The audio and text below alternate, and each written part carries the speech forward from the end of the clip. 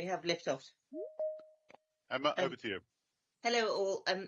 My name's Emma Young. I'm acting as Deputy Monitoring Officer in Julie's absence. She's just on holiday at the moment.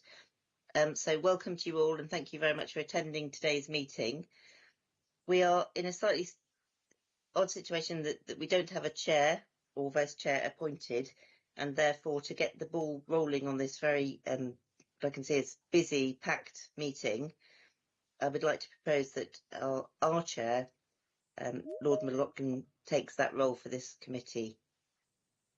In the absence of any objections, I'd like to hand over to him.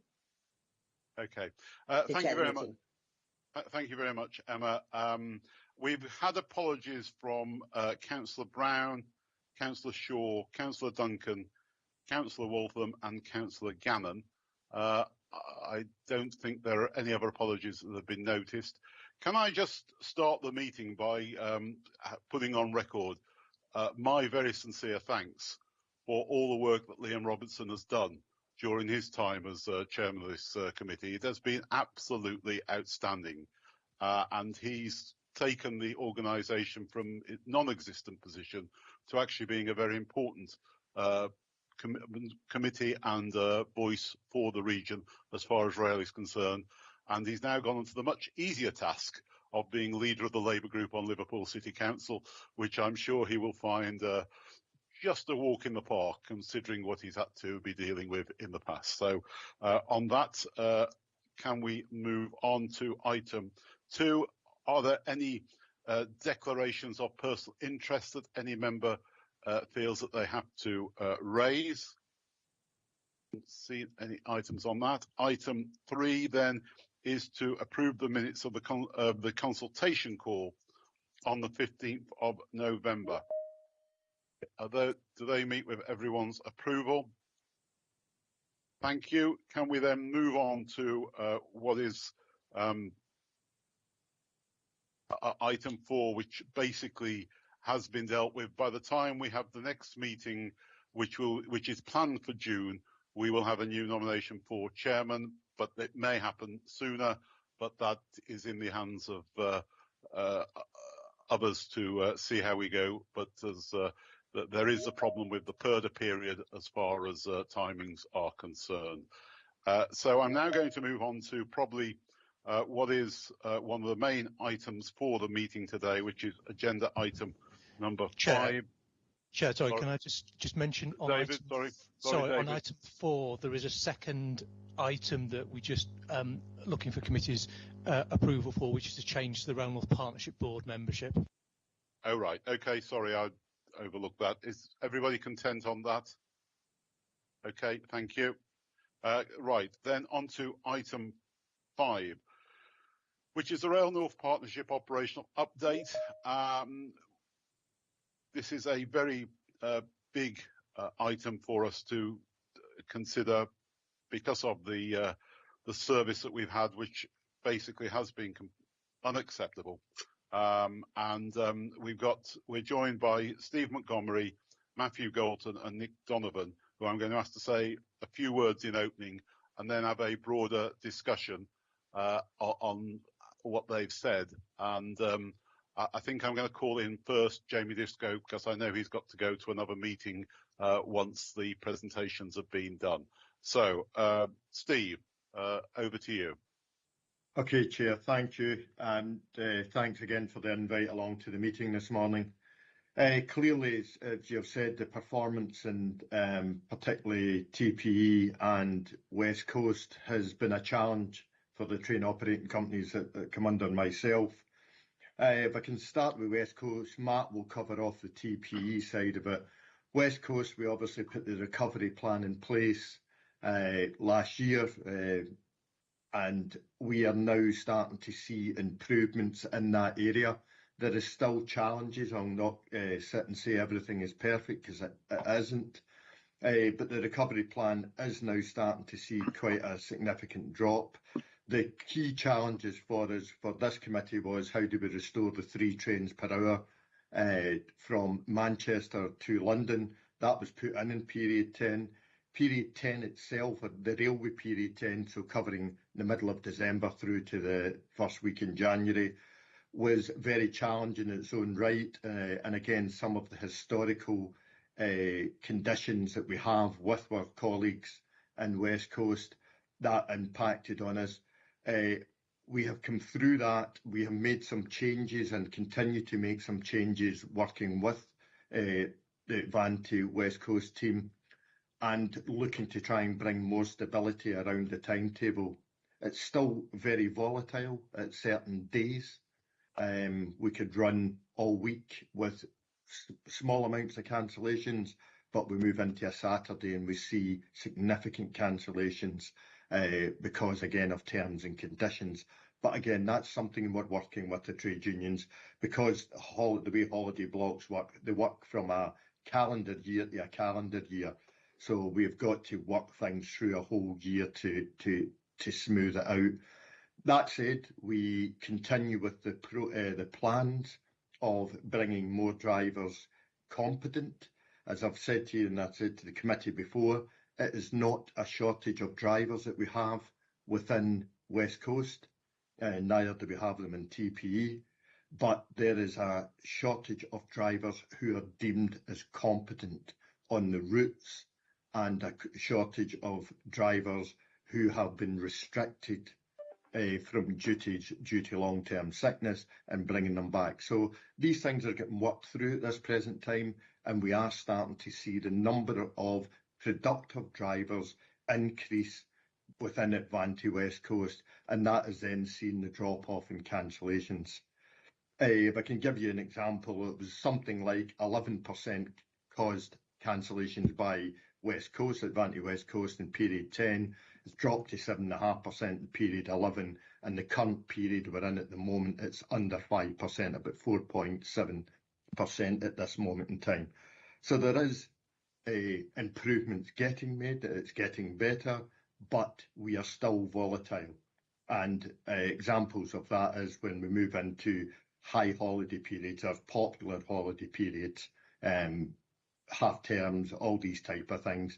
Now you turn around and say, well, surely we build that into our establishments. Yes, of course we do, but some of the conditions that we have make it that there is a greater number of people allowed to be released than there is at certain times available. And this is why the fact that drivers working rest days within West Coast, I'm talking about here, albeit we still have a rest day working agreement, drivers are only choosing to work that during training only, and not for service coverage. So when we get to things like a Saturday where it's high and popular for people wanting time off, that's where we see the volatility. So we're working with the trade unions. We've got a further timetable change due in May, and that's the time where we can change rosters and diagrams to try and help that situation. So hopefully we'll continue to make inroads into these areas. So that's a key challenge for us on West Coast at this moment. The plan itself, as I say, I think is working, but it's still, there's more to be done, and always be more to be done, particularly where cancellations are dropping, punctuality, and that's something for ourselves and Network Rail to work on. It's the next area where we've really got to improve the punctuality of the services and the delays that we're seeing at the moment, because it's still, again, below where any of us would like to see. So that's a very quick run through in West Coast. I don't know if MD's got any particular questions on West Coast. Well, what I'd like to do, Steve, I think, is to hear Matthew and Nick, and then let everybody come in after that, if that's okay. So, Matthew, do you want to tell us now about where you think? Good morning. So I'm just going to take about 5 minutes. I know some of you have heard from me on the recovery plan, but I know others have not. So we offered and submitted a comprehensive recovery plan to the department earlier this month that sets out how we will get reliable services back for customers and communities we serve across the north of England into Scotland. Prior to the autumn of 2021, the performance of TP was at the best level that it had been in a decade under normal operating circumstances, and the recovery plan is firmly aimed at getting us back to that position. It's a series of actions and interventions across all parts of TPE, with committed outputs that are required to be delivered to get long-term stability and reliability back into the service. At its heart of it are measures to drive up the number of available train crew, to complete essential training, improve workforce relations, restore reliability and rebuild customer and stakeholder confidence in our services. And through that, we will rebuild TBE to deliver again the direct connectivity and economic benefits that our unique network provides, linking the major cities and towns of the north of England into Scotland. The outputs of the plan are focused in a number of areas, including train crew training, improved train crew availability, culture, staff and trade union engagement, stakeholder and customer engagement, driving market recovery and improvements within our control, performance and roster resources management. In the 4 weeks prior to the 2 half-term weeks, we saw improvements in cancellation levels, especially on the day performance and also in timekeeping. We all want to see our services get back to good levels of punctuality, reliability as soon as we can. The recovery plan's been benchmarked on the basis that we get performance levels back to where they were before we lost driver overtime in December 21 as a core objective. Getting up the levels of crew availability and making progress with focused training is at the heart of the recovery plan. And as we do that, we will get incremental benefits and progressive improvements in the level of cancellations as we drive that crew availability up.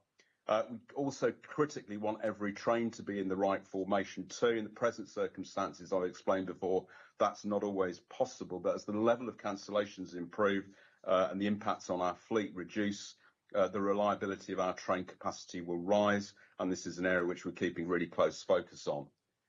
Now, the recovery plan assumes that there is no driver overtime working available, and the target without that is to reduce crew-related cancellations by up to 60% from now through to the end of June, and then continue progress thereafter.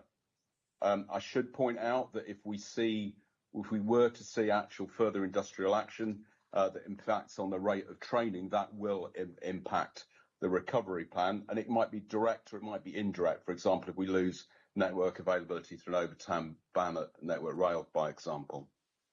However, I know and my team knows that the rate of improvement is not acceptable, and you need faster improvement than that.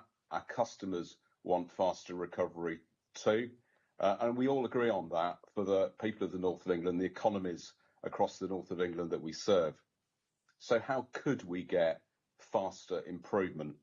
Our latest analysis shows that were we able to secure a resumption in driver rest day working and overtime working from next week, used in the same way that it was used before and with the same levels of cooperation then, provided that we are not thrown off track by industrial action, for example, from where we are now, we would see driver-related cancellations significantly reduced from March onwards, and we would get those cancellation levels back to acceptable levels by the May timetable change. So let me reiterate that point. In those circumstances, we'd see driver-related cancellations significantly reduced from March onwards, and we get those cancellations back to acceptable levels by the May timetable change. But clearly, restoring punctuality and reliability is not enough. It's really, really important that we get confidence back into the markets that we serve. We understand the importance that we play in the well-being of the communities across our network, and I know too well, and I've spoken to many of you, and I know that you know my team and I feel very keenly, we know the impacts of where we let people down. So once we know that cancellations are coming down materially, we will launch a comprehensive marketing campaign as a key component of our recovery plan. We're discussing with the Rail North Partnership, the department, what the shape of that campaign is best look like, by example, through a series of very low fare promotions to win customers back, particularly those who switch to car use. We need to make sure that we're focusing on all facets of our delivery, including the journeys that are made into our towns and cities, particularly the leisure opportunities, particularly the nighttime economy and weekends away. And clearly, as part of that, we will work very, very closely with local authorities about how we tailor, and the marketing organisations about how we tailor that recovery plan. In the meantime, we're keeping our advanced purchase fares frozen from March onwards. And alongside of all of that, very conscious of the importance of the Sunday services for the economy, we're in discussion with the department and Rail North Partnership about how we progressively can find a route to restoring the level of Sunday services back to where we need to be. And finally, Chair, if I may, can I just say something about colleague support and TOC support? We've benefited during this time from a lot of support from other train operating companies and their colleagues. We really appreciate that. It reflects collaborative working within the rail industry and the support that we've given in the past too. So I'd like to say thank you for that. I want to just take finally a moment just to respect and mention specifically the employees at TPE. We're a service delivery company. We're here to deliver consistent, good service, and we know that that's been an exceptional challenge over the last year. It's their dedication to customer service, even in challenging circumstances, that's helped keep people moving. And I want to personally recognise and thank them on the record at this committee for their efforts. A key part of the recovery plan is restoring amongst all our colleagues our passion collectively for delivering the very best for customers across the north of England, Scotland. So in conclusion, we've submitted to the department a plan that we offered, a detailed recovery plan. We're not waiting, we're getting on and delivering it. It will deliver material change, but we know and agree that we all want to see change delivered more speedily. There is a way of achieving that by the end of May with a substantial reduction in March if driver overtime working was to be restored, but that needs everybody to lean in. I hope that's helpful, Chair, and I'll give way, I think, to Nick. Thank you. Okay, thank you, Matthew. Nick, do you want to update us on Northern? Yeah, thanks, Chair. Chair, I'll pivot off the December 22 timetable change. I think the paper deals with the performance metrics up to around about that point in time and reflects very well the challenges faced in the periods up to that in paragraph 4.20 in there. Since then, we've been running about another 3,000 services a week. We have no reliance in rest day working in terms of the delivery of those services. And I'm pleased that in period 11, what the customer has seen has been a 3.8% cancellation rate, including cancellations on the day and services cancelled before the day for train crew reasons, which are discussed in the paper under the P coding section. So that's 3.8% total on what the customer sees, and that's spot on at the England and Wales average in the latest ORR figures for that metric. Clearly, we want to get better on that. So there are two things which we are really focused on. Firstly is sickness. Our sickness plans have been very active over recent weeks and months, and for the business as a whole, we are now hitting our overall sickness targets, but there are some local hotspots in particular depots, and that continues to cause some challenge in terms of delivery. The other issue, which is a longer term point, which I've talked to this committee about before, is our arrangements for resourcing on Sundays, and the committee members will remember that 95% of our crews don't have Sundays in the working week on the west side of the business. So that does create a difficulty in terms of resilience of delivery of the Sunday service. Our resourcing position is very healthy. We've 1,790 drivers currently against a requirement of 1,594 in the current timetable, and that's competent drivers, 1,790 competent drivers, and 160 in training. So our training pipeline is fully up to speed through our academy and all of those related training activities.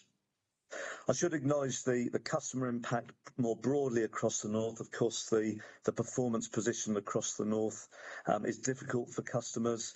That's driving into some crowding on some of our services and a softening of the on-time metrics that you can see in the paper. We are working, and thank you, Matthew, for acknowledging the cross-TOC support in this and work. Clearly, there was a lot of work going on in that space to make sure we mitigate the impact on customers, including some adjustment to stopping patterns on the day to shift volumes of people around as best we can, and frontline deployment of colleagues. And in that regard, certainly echo Matthew's comment in terms of colleague support. The team at Northern absolutely passionately engaged in delivering that customer service, and my thanks also to colleagues here for all that they're doing in that space. In parallel to that, we're also adjusting some commercial levers. So I'll talk a little bit about demand in a minute, but we have been very careful in the flash sale that we've run recently to avoid those parts of the network that might be under some crowding pressure because of wider performance considerations. And in that regard, worth reflecting, I think our demand figures, we try not to compare too much with pre-COVID numbers, but just briefly, it's instructional, I think, to reflect that our demand figures are just over 90% of pre-COVID volumes now. Revenue is a bit stronger because of the market mix, and typically we're at around 2 or 3% above our pre-COVID revenue figures currently. Marketing quite strongly, very strongly, I'd say, through the flash sale that colleagues on the call will have seen, the £3 Thursdays offer, which we're currently running with, which have been very successful and have also had parallel positive impact of driving digital sales up to 77% through recent weeks. And in parallel to that, we are being very careful around revenue protection, critical in terms of the financial position for the business. The increased penalty fare has come in since Rail North Committee last met, and we've been careful to communicate that amongst customers. And in parallel to that, we've had our highest ever scan rate in the business at 100,000 ticket scans in one day a couple of weeks ago. And I think the last point I'd just generally make is around the broader north of England. And I know there's other papers in the pack that cover some of the broader activities, but probably to acknowledge that there is a lot of investments and engineering work going across the north. So not only is the performance from the delivery of the service on the day a matter of great focus for us, but also the TransPennine route upgrade and other infrastructure upgrade works, so the Preston blockade and Buxton line blockades, which are running at the moment. And an area of focus on that for us and amongst collaboratively with the other operators, with Matthew and others, is around alternative transport provision. And just to acknowledge that in the last few days, that has not been quite where we want it to be on a couple of those corridors, and we're working hard through the bus supply chain to make sure that we learn from that and get that position into as best place we can, both for the on-the-day coverage and for the planned alternative transport provision when the engineering works is in full flight. So, Chair, I hope that's helpful as an overarching summary for us, and welcome any questions. Okay, well, I know there are a number of areas of concern from the mayors, but first I want to bring in Mayor Driscoll, and then if I've got Keith Little indicating, and if others wish to do so after that, it would be useful. But Mayor Driscoll first. Thank you very much, Chair. Thank you for your reports, everybody. I've got open in front of me. I'm travelling to Liverpool this afternoon from Newcastle.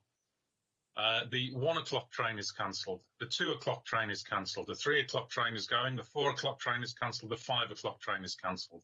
That 3 o'clock train is going to be rammed. The chances of doing any work on that train are therefore going to be close to zero. That's the reality. And all I'm hearing is special pleading. The LNER service works. Tyne Weir Metro works. Merseyrail works. We met as mayors with the Secretary of State for Transport back in November. We've been talking about this at every Rail North Committee for the past year. And it's February before we see a recovery plan in place, a recovery plan that has the objective of getting cancellations down to 60%, not meeting the timetable commitments, just not as bad as it is now. The franchise is up in May. Tell me this, if you were the Department for Transport, would you trust that company and offer them the transport, the new franchise? I suspect not. If I was doing commissioning exercise for anything in my organisation, I would say that's an organisation that's not going to do it.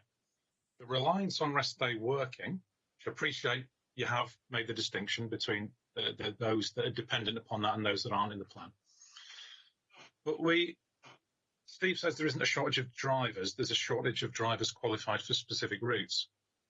I was talking to some of your drivers last week, and they were saying that in the past it was the case that a driver may, for example, have run a route from Newcastle to Liverpool and back again. Now they change and cross over at zones, which is building not only unreliability in the system, but it's also, they're telling me, is that they are concerned that they'll then no longer be signed off to run those routes. Now, that's an operational issue. Operational issues are your business. You are the train operating companies. But what it highlights is that your staff don't have confidence in your management, and the public don't, and the stakeholders don't. So that gets us to a pretty dangerous situation. So any plan that comes in, regardless of who is running the franchise, needs to be contractual obligation, so that it's not a set of targets. It's something that there is a legal recourse to. We need to seriously be looking at compensation. But above all, this is leading us to a situation where people are turning away from the railways. Somebody told me last week that they had to get a taxi from Manchester to Newcastle. Now, if people are thinking that's what's going to happen, they just stop travelling, or they gave up on public transport and they get cars. And that just feeds into the ridiculous situation, the congestion that we're getting. So rest day working is not a long-term solution when you have an ageing workforce and a high sickness rate. It is just ramming a system and making it vulnerable. So I think I'll leave it there. But I think I speak for certainly a lot of people in the North East, and I'm sure we'll hear similar things from my colleagues. Thank you. Okay, what I want to do is I want to take the mayors if I can, and then I'm going to ask to come back and get responses to what the mayors have said, and then I'll bring some of our members in, Keith. So if we can deal with it that way, if that's okay. So can I bring in Mayor Coppard, please? Thank you, Chair. Appreciate that. And thank you to colleagues for the presentations. I particularly wanted to focus on TPE, given that's the one we have most problems with here in South Yorkshire. And first and foremost, say thank you to Matthew for coming to speak to us in the region the other day. I thought that was a productive meeting.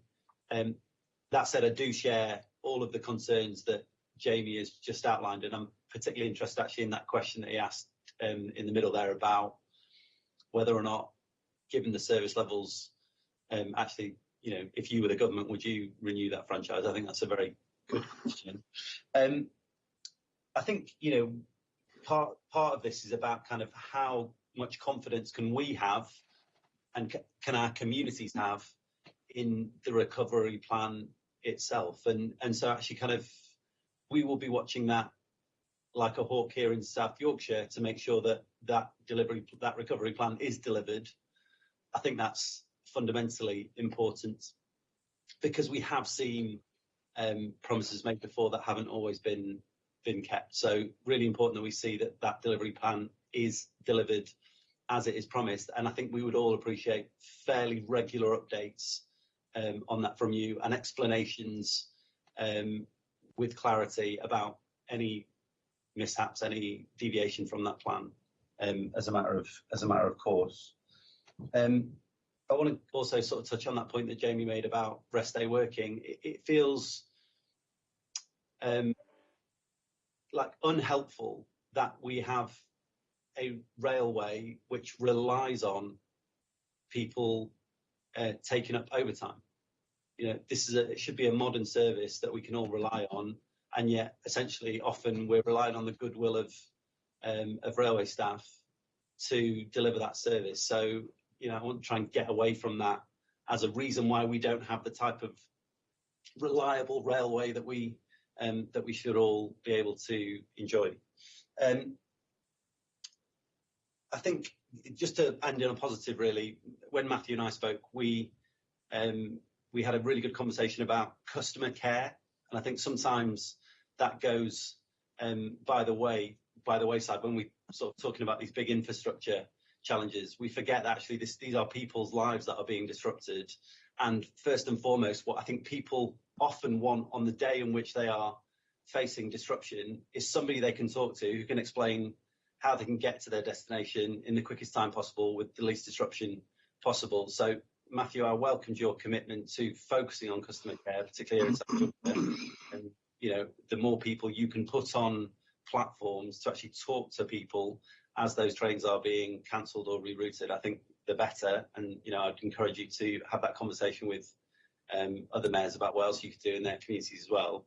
And then also welcome your commitment to coming to Doncaster with me to talk to passengers face to face, so we can actually hear from people who are facing this every day about the disruption this is causing in their lives. Okay, thank you. Mayor Rotherham.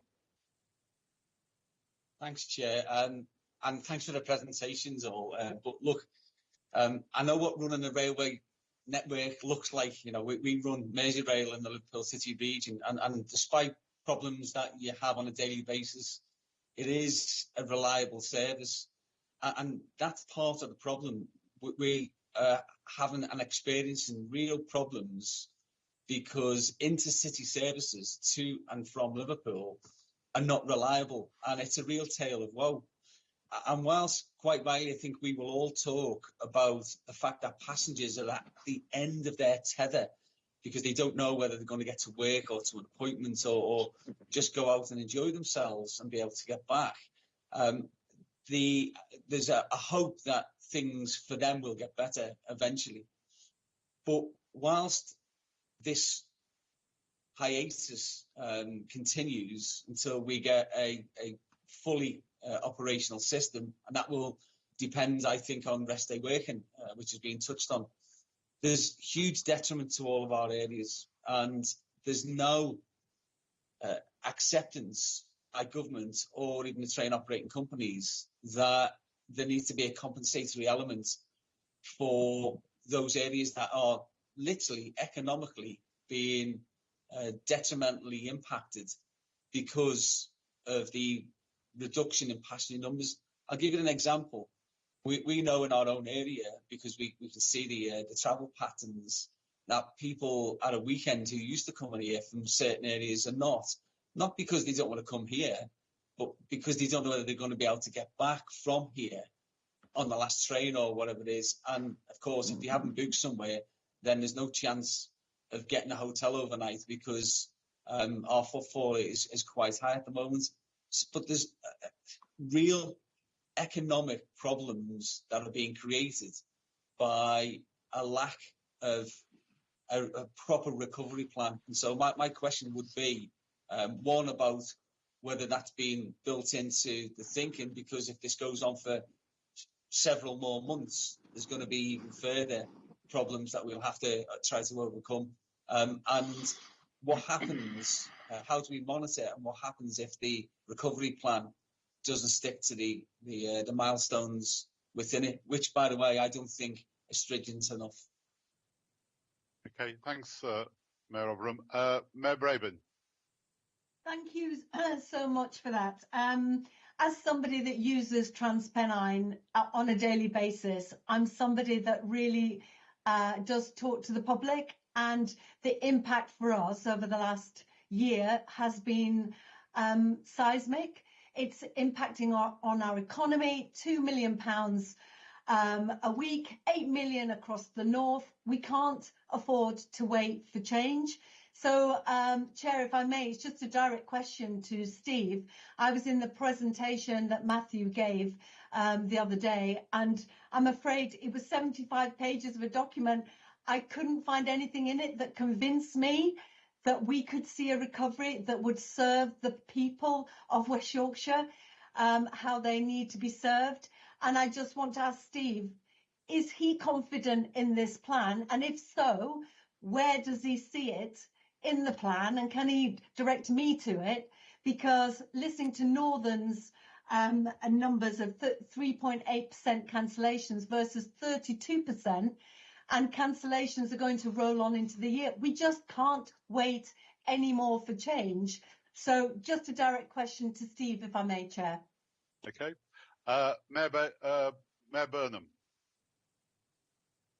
Thank you, Chair, and thank you to colleagues for the presentations. I'll try and make additional points. I agree with what the other mayors have said, Patrick, but I'll try and make some additional points. I think the first one to make is this is not the first time that we've been here with TransPennine Express, and I think that's a very important point because it suggests that there is something more structural that's wrong here, rather than just temporary problems. If colleagues remember, we saw a similar collapse of the timetable in the late period in 2019, where there was a huge loss of service, and it kind of recovered as we went into the pandemic, but that is how we went into the pandemic.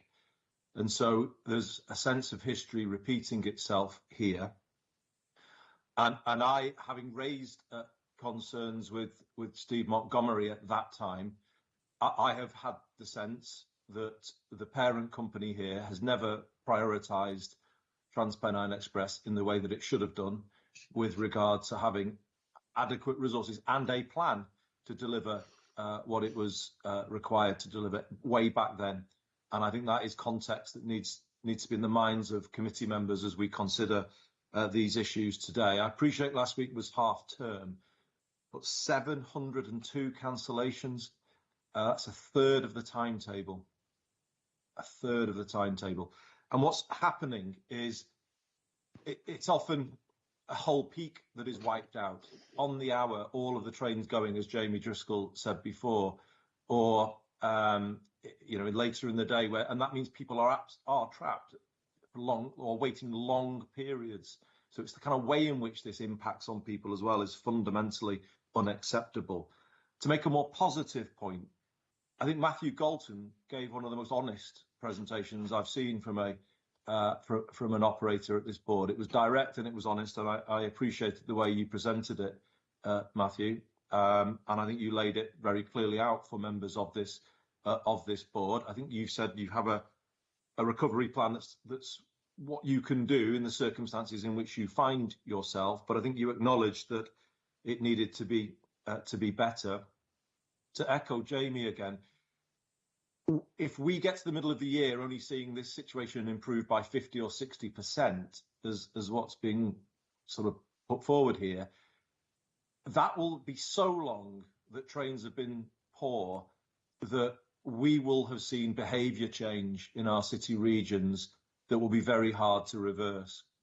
People will have given up on the trains, and we will be in a situation where congestion is higher and we will struggle to get people to public transport. And bear in mind, this is a period when Greater Manchester is undertaking the biggest change to our public transport system that we've seen in decades, and rail is almost actively working against us in that it will not, TransPennine Express will not be delivering passengers to the B network as it comes into being, because people travelling to our city region will be in their cars. So this is why it is so serious. The regional economy needs a good year this year. We need a good summer to support our city centres, and as it stands, this doesn't give us what we need. But Matthew did say it could be done faster.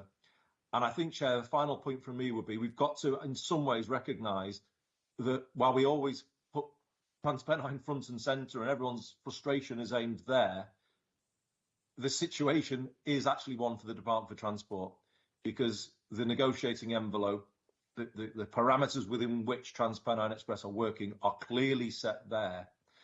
So if that is the case, how real is the negotiation, if you like, when TransPennine are trying to resolve these things with unions, because they are not in that position to be able to listen and make movement, because it's all signed off behind. And I think that's the sort of, in some ways, the limbo period that we found ourselves in for a matter of months now.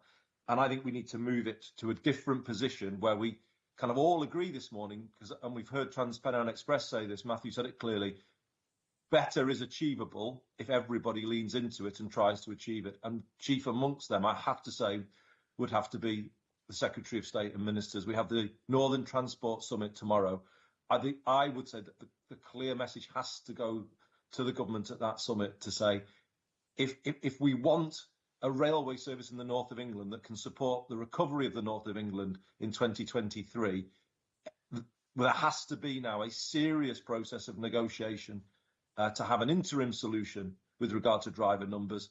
And then, as Jamie Driscoll said, a long-term solution with regards to a recruitment and training policy that means we are not living hand to mouth in the way that we have been for years now, if we're being honest. And I think it's only the government that has the cards in its hand that can actually make the changes needed to deliver a railway that the north of England can rely on in 2023. So I will leave it there, Chair.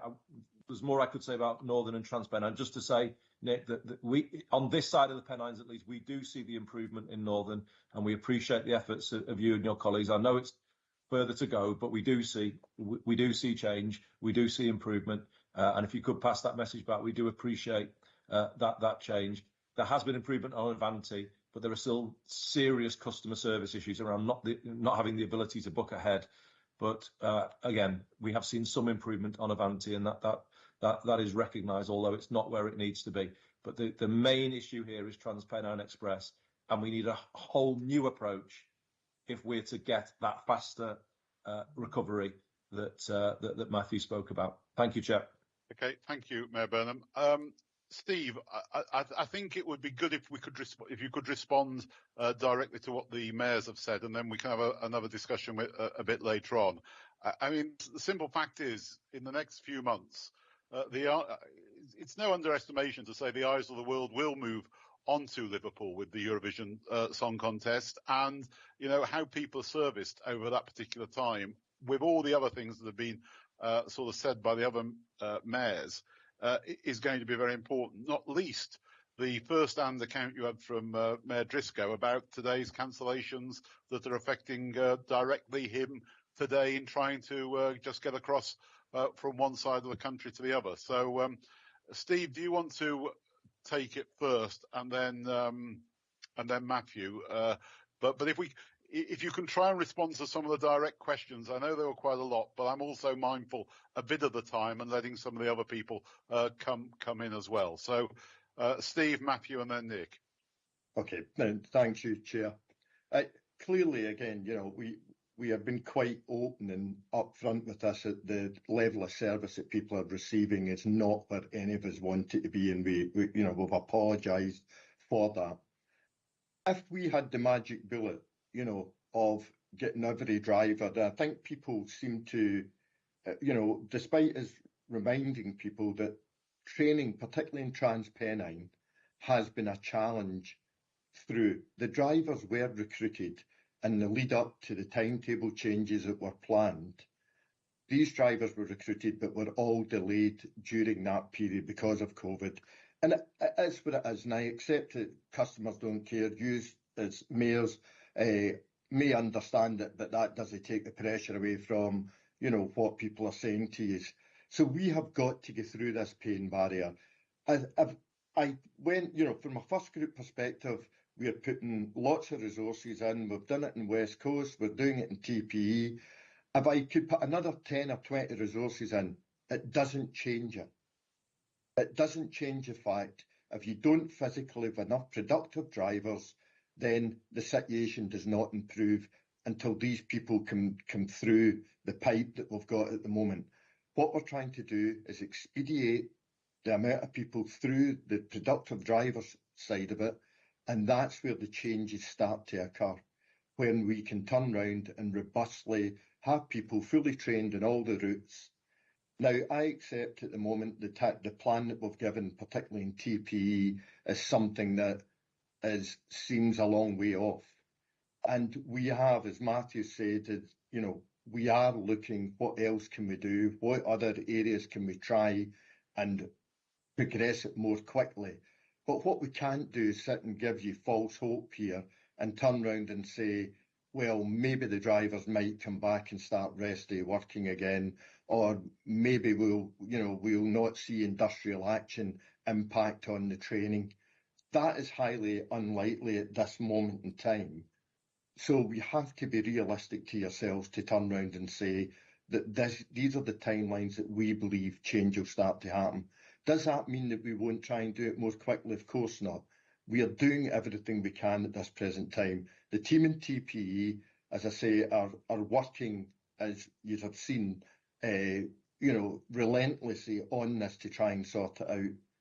But we cannot give you a definitive, this will all be resolved by the next 2 months, because physically we just cannot train that amount of drivers in that time and over the key areas of where we need to train them on. Now, what we need to get better at and where we need to try and manage is this, as Mayor Driscoll said, this constant cancellations and, across out of certain services. How do we try and deal with that more sensibly so that we've not got these great swathes of one cancelled every hour for the next 3 or 4 hours? And that's the challenges for us. But as more drivers become competent, then that helps us stop these types of situations. So in terms of Mayor Braben's particular question to me, do I believe in the plan? Yeah, the answer is it's the best plan we have at this moment in time. Yes, I believe what we've given you, we can deliver. Can we do more is really where the challenge is.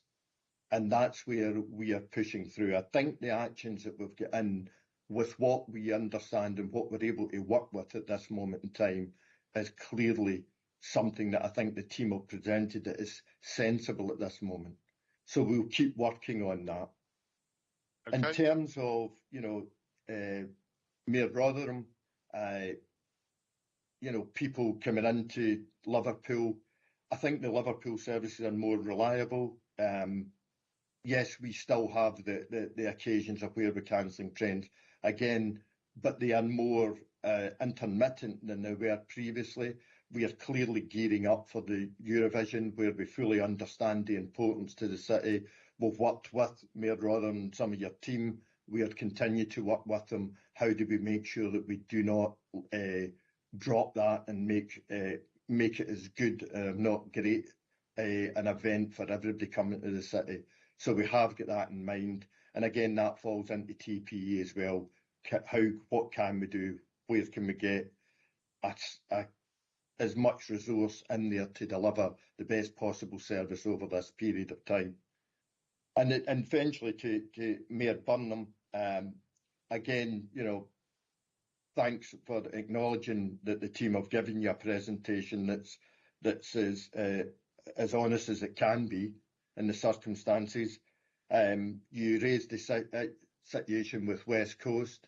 It is a lot better in terms of the situation with advance information for customers to be able to book tickets. That plan is in place, that plan's delivering, and we are working with the ORR. Again, I think, the things that throw these off and will throw them off, and this is both for training, recovery plans and everything, is the industrial action that's coming. We have only a definitive, a defined number of people that's in the teams that have to rewrite all these timetables. So that does take people away from, if I can say, the consistency of delivery. Now, that doesn't mean to say we learn a lot of lessons each time that we have a number of strike days. So we'll put more consistent plans in place to stop us having to repeat things. So hopefully we'll see that get better in terms of, and not impact as much as it has previously, particularly on service information for customers and pre-planning journeys. So I expect that to I expect it to remain, that the plan will continue to deliver and people will get to what the industry calls T-12 for booking trains. So 12 weeks out as a minimum. And that's what we're working towards at this moment in time. Okay. Matthew, Nick, do you want to add anything to what Steve has outlined so far? If I may, Chair, I'll be brief. I think I think Mayor Coppard and Mayor Driscoll talked about dependence on rest day working. I think, clearly in the longer term, we absolutely want to get to a place where we are not as dependent on rest day working. I think, in all sincerity, in terms of the size of the training demands that TPE's uniquely got, the absence of it has had a profound effect, and I know I've spoken to many of you that have been very clear with others about the effect that would have on this business. And equally, I'm going to be, as many of you know, just straight with you about, in terms of what we've got to hand and what impact it will have. And if we can, as Steve says, if we can bring other things into play, then we will. In terms of Mayor Coppard talked to, and I think Mayor Rotherham too, about updates and explanation, I will absolutely give that to you. I know that you expect that, and you know that I'm not afraid of coming to see you and talking about that, so we'll do that. Mayor Coppard talked about the customer care. I am already in discussions with the department about what we can do in terms of additional presence at places that we do not have it at a density that we require. So I'm on to that. Mayor Rotherham talked about compensation. As I said, part of the recovery plan is recognising the importance of us getting back on our feet from a market confidence point of view, and that's something that I will be shortly in discussion with the department and passenger focus over, and I will happily return to you at an individual level and give you an update on that. I hope that just adds to what Steve has already said. Thank you, Chair. Okay. Nick, have you got anything you want to add? Just very briefly, Chair, just to thank Mayor Burnham for the reflection on Northern's performance. I know the team here will enormously appreciate that feedback. Clearly some more work to do. I'd highlight sickness, Sundays in the working week we talked before, but those, certainly the sickness position, very much in the focus. I just want to make a very quick comment looking ahead to May 23 and give the committee the assurance that resilience is at the core of those plans. Our timetable largely stays as it is. We continue to assume no rest day working for the delivery of that timetable, a position with no rest day working for us for over a year now. And certainly the recruitment and training pipeline that I mentioned remains absolutely in focus to make sure we keep that up and running. I mentioned that 160 trainees in the pipeline at the moment. That's a fairly typical number for us and a focus going forward. So that was all, Chair, just to highlight those points. Thank you. Okay. Thanks very much indeed. Councillor Little, you've been very patient. Do you want to come in? I have, Chair. Thank you. Yes. I mean, we are in the north of England up here as well. Nevertheless, thank again to both presenters. Mine was a very simple question, but it means a lot to us in Cumbria. Is the full timetable going to be resumed back in May? And if the answer to that question is yes for TPE, are you confident that you're going to be able to sustain it? And again, I think we would also add our thanks to Northern. Their performance has been pretty good, been pretty solid, and they're big users in Cumbria, or the people in Cumbria are big users of the Northern line. So thanks for that. Just very simple. Steve, have you got a quick answer to Keith on that particular direct question? I can do that, Councillor. Sorry, just hold on 1 second. Sorry, okay. Sorry, can we remember that answer? Can I bring in Councillor Hinchcliffe, please? And if there's anybody else that wants to come in, please do indicate. Councillor Hinchcliffe, Susan. Yeah, thanks. Steve just mentioned there that any amount of resource wouldn't make it go any quicker, which is disappointing, actually, I have to say. But is this a reflection, therefore, that TPE has been hollowed out by the parent group over the last few years in terms of resource? And is that something, there's some lessons learned here in terms of the ability of TPE to be able to put plans in place quickly and not fall over? And are you going to restore the resources if that's the case? My understanding is there's less resources in TPE in terms of back office, etc., than other TOCs. Okay. Steve, do you want to answer those? There's three questions there, I think. Councillor Hinchcliffe, when I say it doesn't matter how many resources we put in, TP has got additional resources and has had for the last year. There's been a lot of additional resources into TP. what I was indicating was it doesn't matter if I bring another 10 people. We've already got a number of people from First Group helping. If we brought another 10 in, it's the pipeline of getting the drivers coming out. That's what I was indicating, rather than, that we have, hollowed out TPE. TPE has not been short of resources for at least the last year. Under the old franchising before it was Dingme, yes, it was a leaner company.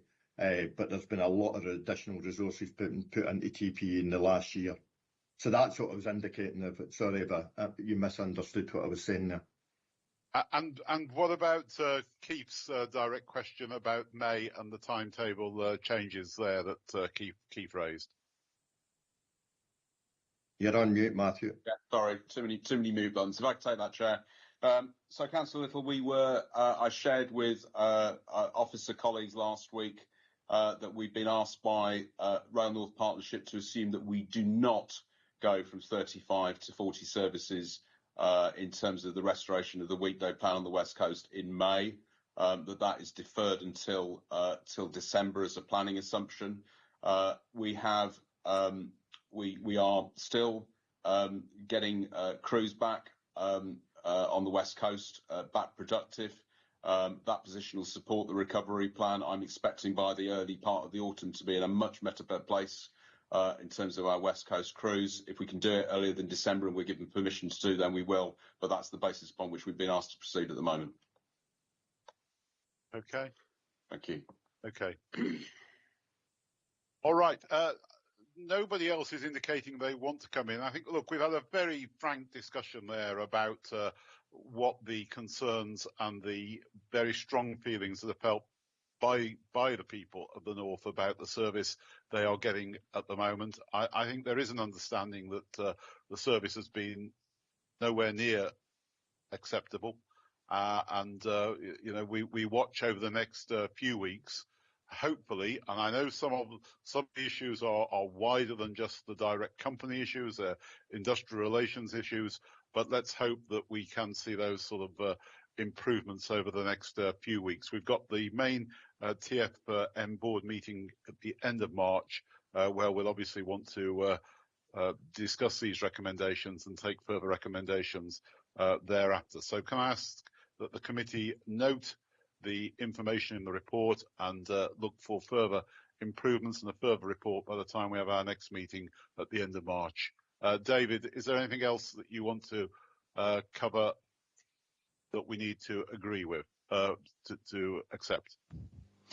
Well, I think, Chair, we can formulate a recommendation for the board on the back of the discussions today, which I think will be focused on getting the recovery plan contractualised as the absolute key driver to getting more progress. I think will reflect in that the desire for a much quicker timeline to restore services, monitorable and measurable milestones, the compensation for passengers, and the longer term actions around the academy to get that pipeline in sufficient place, and obviously having sufficient funding for TPE and the flexibility to actually develop and grow new markets. So I think we can, if members are happy, we can formulate a recommendation that will go forward to the board meeting around those points from today. Okay. Have we got anybody from the Department of Transport actually in the meeting? I don't think so, Chair. We don't normally have. Okay. Well, what I'd like to do then is suggest that we also send a report of this discussion to the Department of Transport so that they are aware of what has been said and the points made, so that everybody is kept fully informed. Mayor Burnham? Chair, thank you. Just briefly though, I just want to reiterate a point I made at the end.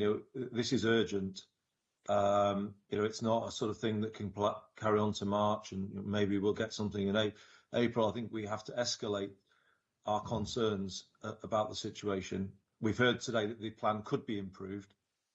Well, everything possible should be done to make sure that happens. And what I think we should do, just to suggest to you, Chair, we should continue the discussion in private session at the end of this meeting and consider whether there is a joint position that we can communicate at the Northern Transport Summit tomorrow. I think certainly any elected member on this call our residents would expect us to communicate a clear position about what we expect should be done to improve things. So maybe that's to be discussed in the private bit, but I do think we should be communicating that collectively at the Northern Transport Summit tomorrow. Okay, thank you. Councillor Little, you've still got your hand up, or is that from before? Sorry. Right.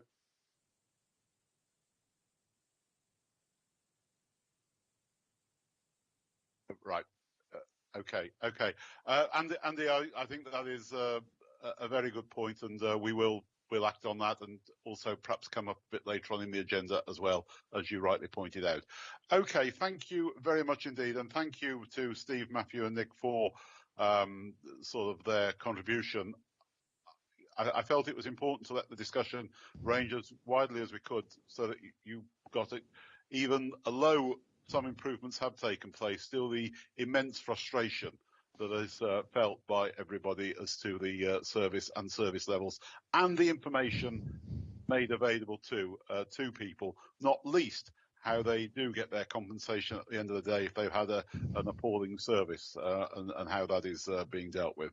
Okay, can we then move on, please, to agenda item 6, which is the Manchester Task Force, and can I ask Charlie French to introduce this paper and take us through it. Thank you, Chair. Good morning, all. I'll take the paper as read, but a few key highlights to pull out for you. So this report covers 2 key areas of work that are being picked up by the Manchester Task Force. The first element is to update on the services and the changes that were made in December 22 with the key timetable change, and then the second half of the paper provides the update on the infrastructure development that's taking place, aimed at addressing the capacity constraints, particularly around that Castlefield corridor. Picking up the services first, many of you will be aware that there were significant changes to the baseline structure of the timetable that were implemented back in December, and they were supported by the delivery of new infrastructure, which included the platform extensions and train maintenance depots. So Manchester International now accommodating in the Northern Fleet.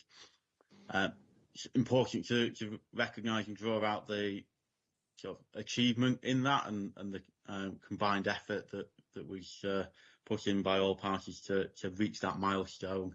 And December 22 now does provide that sort of foundation from which to build back. Unfortunately, there is insufficient data available at this time due to the industrial action which took place during December and January to really assess in full the outcome of those changes that were made in December. But we are looking to bring a further update to the committee at the next meeting that will do that review to check the effectiveness. Moving to the second part on the infrastructure, it's considered that the changes made in December to both the infrastructure and the timetable are seen as this configuration state 1 that is now in place, and from that we're now building through a series of further configuration states. The final business cases for configuration state 2 and the infrastructure that brings have been completed. And they are currently with the Department for Transport, and work is actively being done to secure funding for those. Sat alongside that, workshops are scheduled to take place throughout March with key partners to determine the services that would be delivered aligned to those configuration states being delivered. So the next key change is foreseen for the mid-2020s. Alongside that, development of configuration state 3, which is going to sort of the back end of this depot, is continuing, and then configuration states 4 and 5 are still going through requirement, but they look to take us to the arrival of HS2 and the integrated rail plan elements. I say next committee will provide an update on the service performance from December, and provide a further update on funding for the activity associated with delivering configuration state 2 in particular. Okay, Thank you, Charlie. Any questions to Charlie or any points anybody wishes to add into that? Mayor Burnham.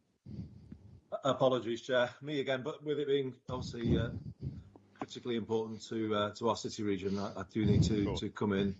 Thank Charlie for the update. But I do have to articulate a concern, Chair, that I think will be something that will worry members across the north, not just us, because as we always have known here, the bottleneck in Manchester city centre is the cause of disruption right across the north, hence the establishment of the task force in the first place. So everyone has an interest in sorting these issues out.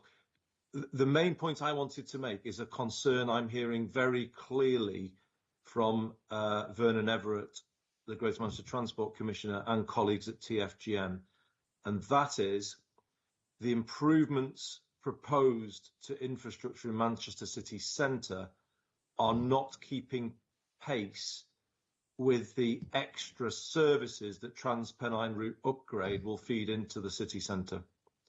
So there are additional passenger and freight services that will come into the city as a result of TransPennine route upgrade. But at this point in time, there is not much confidence that the necessary work will be done to enable those services to be absorbed without displacing local services or causing huge disruption. So we could see a sort of reduction in the timetable from December 22 or massive disruption again.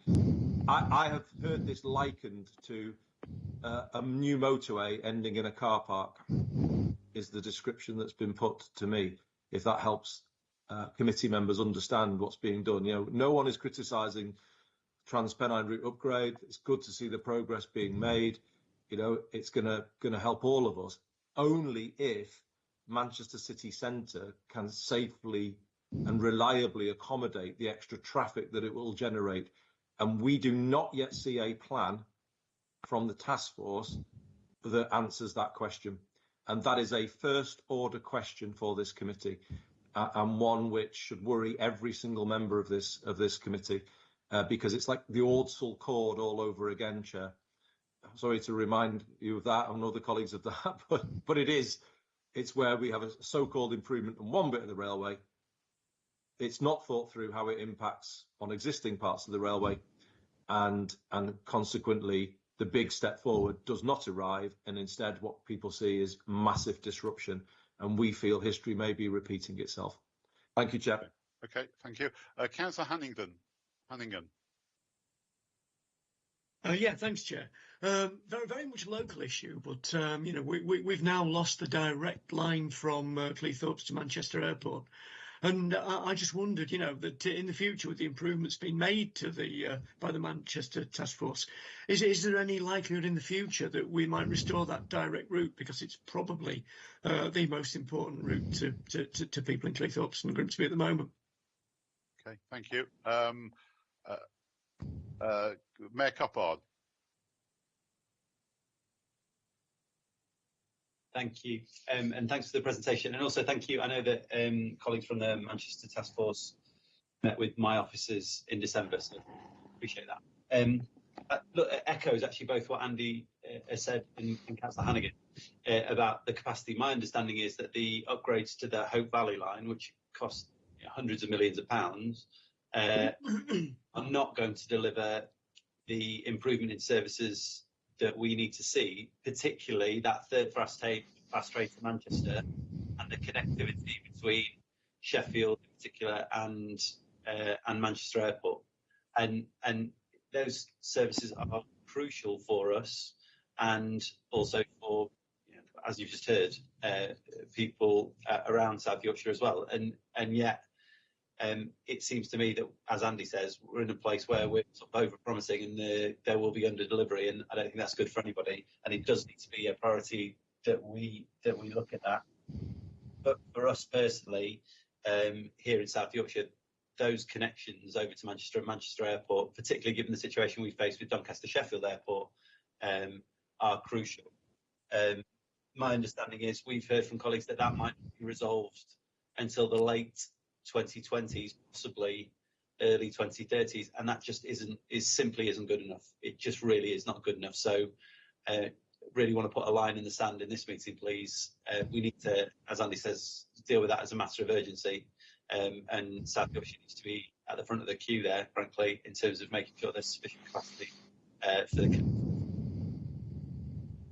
Okay. Thank you, Oliver. Sorry, Councillor Susan Hinchcliffe.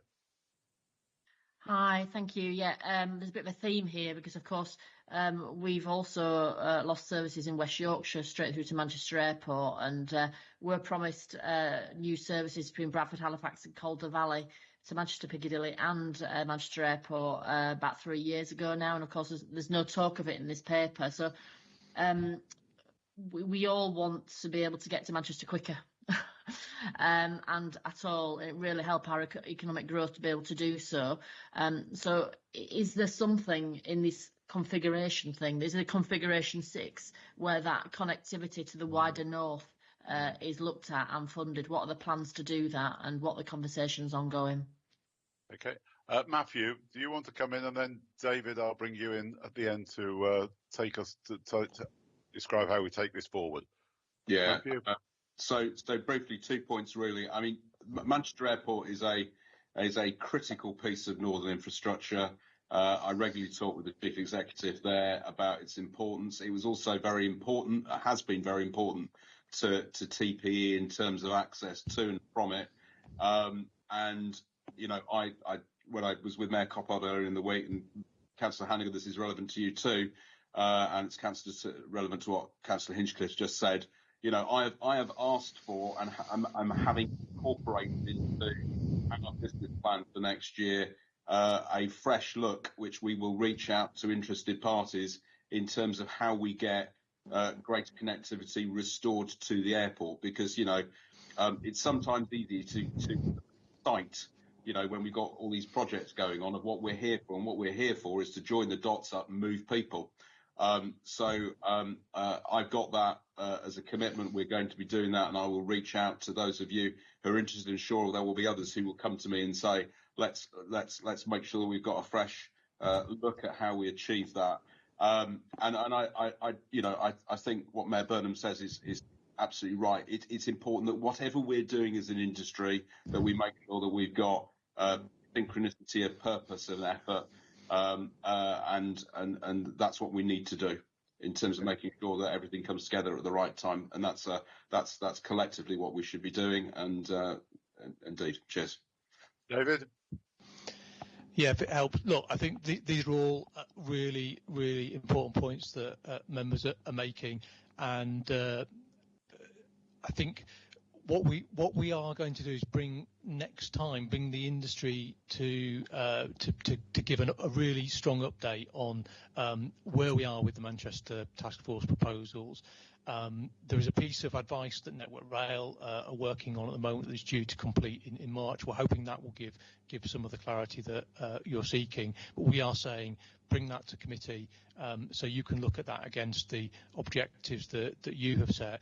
And one of the things we might do is you might want to revisit the advice we made several years ago, because actually there's a lot more schemes in the pipeline potentially now. There's a lot more information about schemes, so it's a really good time to refresh the whole long-term strategy for Manchester. So that's what we're looking to do, and bring the industry there.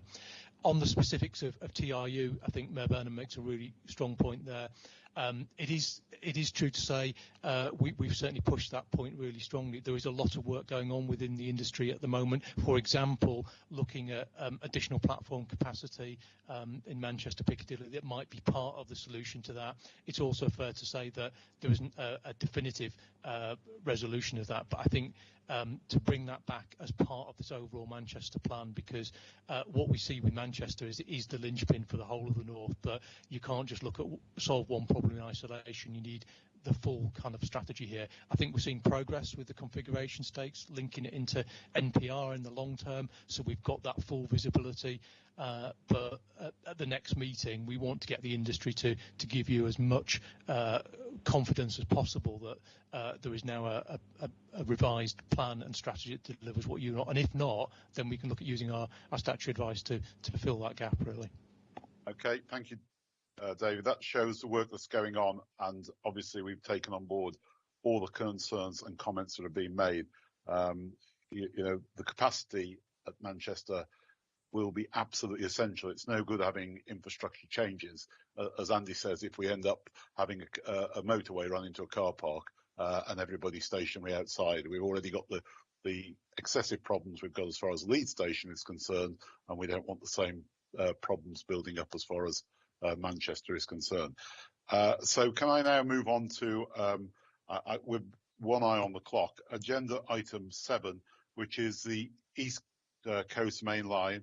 And really that's just an update.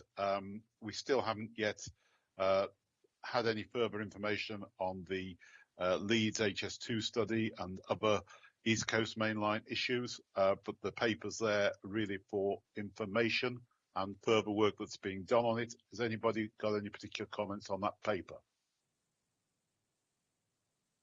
Okay, can I then move on to... Chair, there is a hand up now. Sorry, Chair. Oh, sorry, Susan. Sorry, Councillor Hinchcliffe. Sorry, I didn't. You came in after I'd moved on, but please go. Please make the point you wanted to on that. Just a frustration really that from our point of view in West Yorkshire, you know, that Leeds Bradford study that IRP said was going to have the terms of reference agreed. That was it October the year before last, and we still don't have terms of reference. That is holding us back. Can we all put pressure on government to make sure they come up with that, because we all need to make progress. This is our economic future. And we do not yet have a way forward without those terms of reference. We could write them, and we have written them tomorrow and suggested them, but we need DfT to move on those really quickly so that we can get off the bench and start working on this stuff. So anything you can do, Chair, nationally as well will be really helpful for us, but others may also have similar views. Well, of course, we are awaiting the outcome of the response of the government to the Select Committee report earlier this year. And of course, the chairman of the Select Committee that wrote that report is now the Rail Minister. So it'll be quite interesting to see the response to that in due course. Mayor Coppard, sorry. Well, firstly, completely agree with Susan on the terms of reference. I just want to highlight the need to reintroduce the full hourly cross-country service between Reading and Newcastle via Doncaster, really. I know that the report references Doncaster as a key constraint for a number of services, but that one in particular for us, because it does provide the fastest route between Sheffield, York and Newcastle. And it's Doncaster's only direct service to the East and West Midlands. So for us, really, really important. And, you know, there is a theme emerging here about services that South Yorkshire is losing. So really want to make sure that, you know, these are forefront of people's minds when taking decisions going forward, please. And a very overcrowded service, as I regularly use and know. Okay, fine. Can we move on then to agenda item number 8, which is the strategic rail report? David, do you want to introduce this? Just very briefly, Chair, mindful of time, but this is something that committee has been very taken with in terms of articulating the strategy for the future, which is the opportunity here. You know, we've obviously focused a lot on the short-term issues, but this is about our long-term vision, and we've tried to pick up the comments that members made in some of the discussions we had with committee members in developing this, that we need it to be ambitious. We need to set out the ambition for the North, and if you look at the strategic transport plan that's emerging, yeah, it may be that rail needs to take up to 193% growth by 2050. We're looking at a doubling of mode share for public transport, and probably rail taking a similar uplift in mode share. Then that paints a picture of the need for continual investment and growth in the network, and really that's what the strategic rail report is doing. It's putting the evidence behind the strategic transport plan, which of course will come out for consultation in a few months' time. The other thing that we have picked up here is many of the rail investment, of course, is long-term stuff. We just heard about Manchester, that there are actually some short-term initiatives that can be taken that are not the mega expensive ones. The ones we've highlighted in particular are package package around reliability and resilience, schemes where we have 120 plus schemes, journey time improvement schemes where we've identified 22 routes that could benefit from early improvements, and improving station accessibility, and actually using our evidence base to show how we can strengthen the business case around improving station facilities and access. So that's the essence of the report. You have the summary in front of you.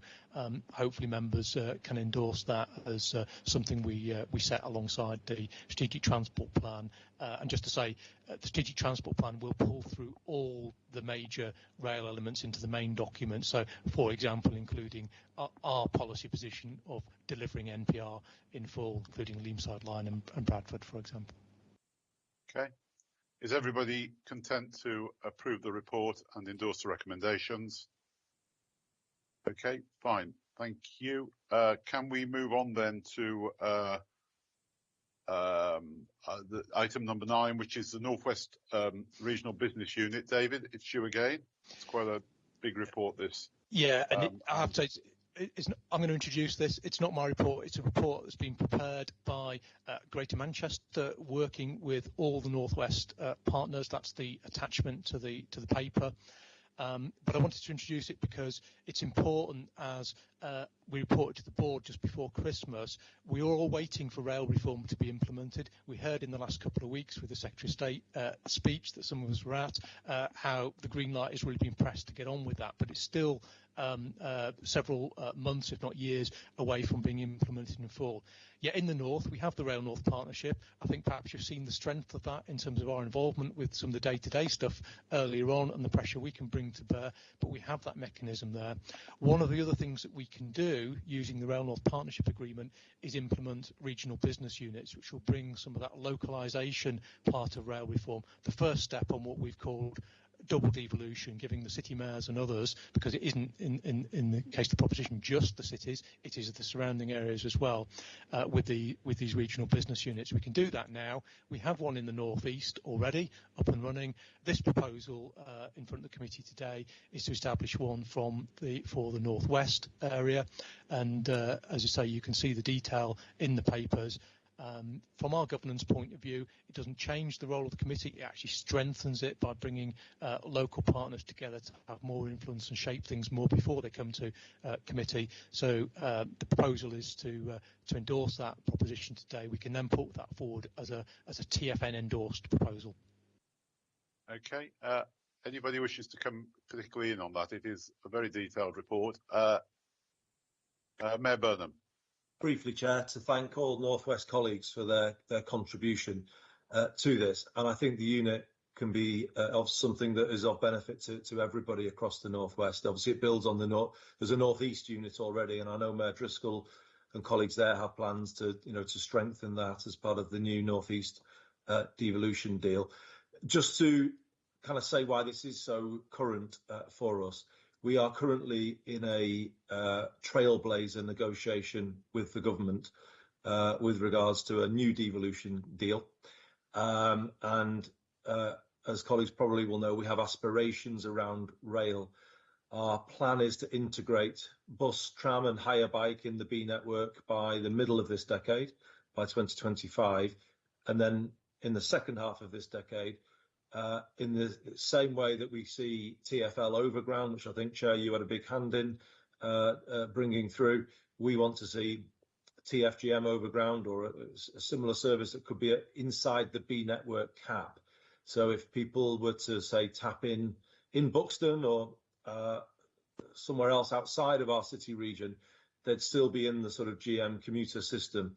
And so it would be rail lines, if you like, that are serving the GM commuter economy that we are keen to see if we can bring within that cap and have arrangements around fares, ticketing, but also co-control around services. And that's the ask that we've got in with government. Conscious, Chair, that it means that some of the services originate in other local authority areas or could be Liverpool-Manchester services.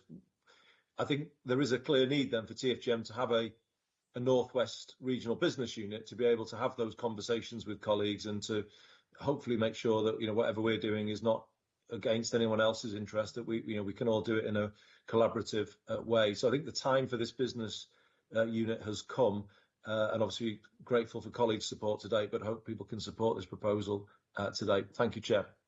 Okay, I don't see anybody else wanting to come in, so I take that as general agreement and approval to move on. I think you're absolutely right, Mayor Burnham. It is then how you inform and let other people know the service is available to them as well. And once you get, I certainly had it when I was doing the job as Secretary of State, some of the concerns from areas outside where the Mayor had been elected for. So that's a good way of moving forward. Okay, right. Can we then move on to agenda item number 10, which is, no. David, help me out here. What's item? It is 10, which is the Transport for the North rail business plan and member contributions. Right, okay.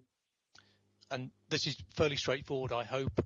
It's just the opportunity for the committee to look at the rail bits of the business plan before they go to the full TfN board in March, and also to endorse the approach to member contributions, which we do have on the Rail North side of things, and the approach that we've discussed with officers is simply continuation of the current member contributions with the usual uplifts as defined in the agreement.